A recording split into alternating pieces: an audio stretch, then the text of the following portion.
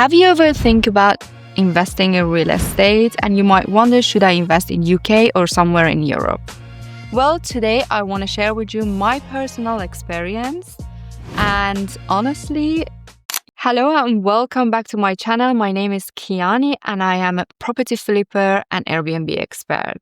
So today I'm going to talk about why you should invest in property in UK versus Europe. And by Europe, I mean the whole vast Europe, which is Benelux, Belgium, Netherlands, Luxembourg, France, or Germany even.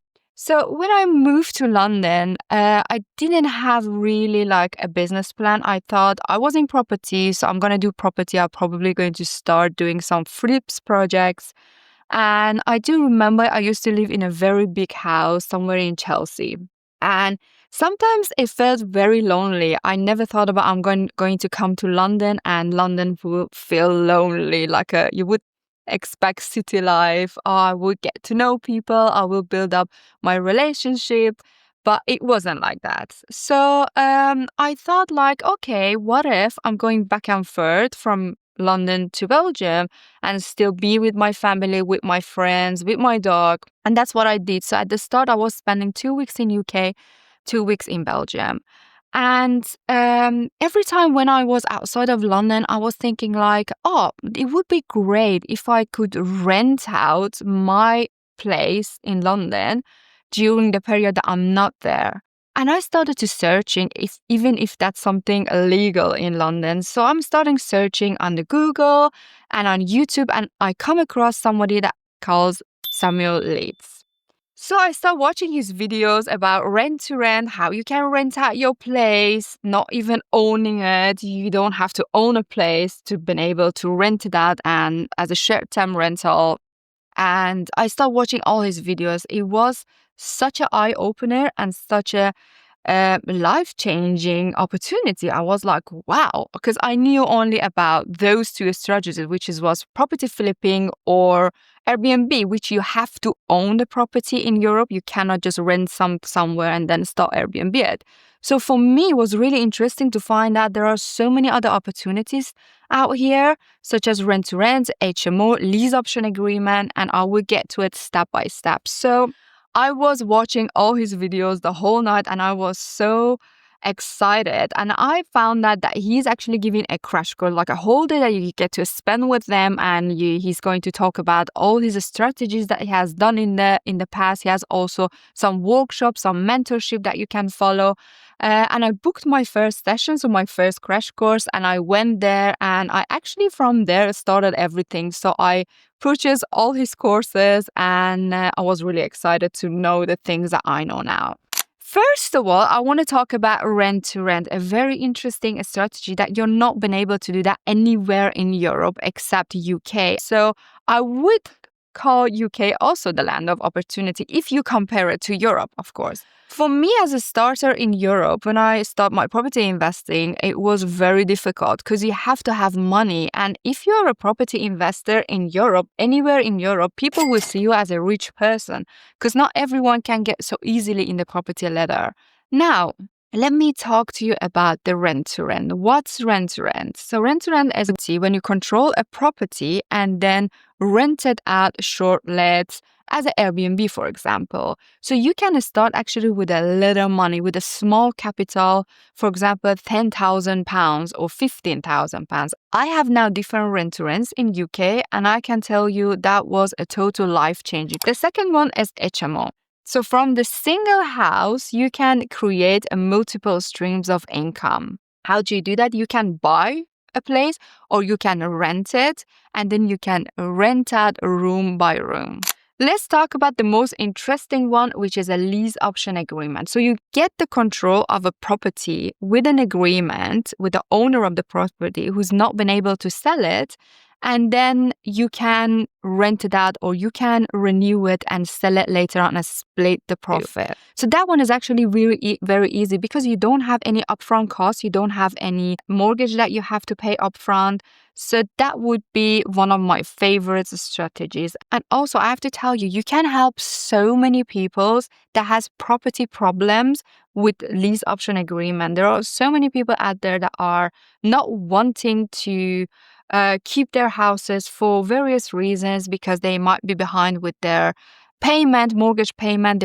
They might probably have a debt or maybe they inherit something that they don't want to keep. And by you having an agreement with them and offer them that opportunity for you to control their property or maybe buy it from them in the future, so you get control now and then buy it within 3 or 5 years, you can help them out because then you will take over their mortgage payment.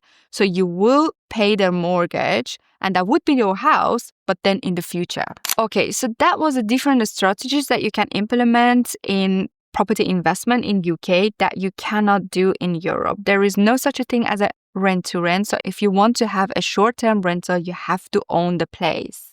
And there are going to be planning permissions in place. So lots of paperwork. And I would say by the time you've been able to do that, it might be within 12 months. So longer waiting times, lots of paperwork, way more expensive. You have to have upfront money to buy a place. And if you don't do your due diligence and if you're not familiar with the short-term rentals, you might also risk it because you might put something out there as an Airbnb, something that it will not give you any income. Also in Europe, there is no such a thing as a HMO. We don't have that. Everybody owns their own place, family, single. So you just buy a place for yourself. There's no such a thing as a sharing house or sharing room. So it doesn't exist. So basically you can't also use that strategy in Europe. The lease option agreement is very difficult. I actually, after what I've learned here, I actually tried to implement that in Belgium. And there were so much rules and regulation and so much cost, and it's just not doable at this point. Except for the different strategies, you have also a different forms of funding. So in Europe, there is only one form, and that's the classic banks. You just go to the bank, take a mortgage, money to secure a buy-to-let, and that's it. In UK, you have bridging loan companies. And what's a bridging loan company? The bridging loan is a short-term loan that allows you to bridge the gap between the purchase price of the property and during the time that you will renew the place and sell it, flip it, or refinance it. So that loan is mostly for 12 months, but you can also extend. So we are now going to talk about the mortgage payments. In UK, you have something that calls interest pay mortgage allowed. So that means you are allowed to pay the interest, but the capital that you lend stay the same. For example, if you buy something for £200,000 and you have an interest rate of 5%, your monthly payment will be around £850 possibly. Yeah. And then if you rent that as a normal buy-to-let, let's say for £1,500 a month, then your profit will be the difference, which is in this case around £700, which is not bad at all. In Europe, we don't have an interest-only payment. We only have to pay off your mortgages. So that means sometimes when you're even thinking to invest in a property and do it like even as a vanilla buy-to-let, so the rental income is not going to cover the mortgage that you have to pay, and you actually have to pay from your own pocket. The next one is setting up a company. Setting up a company is way too easy in UK. You can set up a company within 5 minutes. Online, everything just happens online. You pay probably £1 to setting up your company, and once it's set up, you're good to go. In Europe, there's no such a thing. There are so many costs involved, so many paperwork, solicitors, lawyers, accountants. You have to have accountant from the first day, and being self-employed is just very expensive in Europe.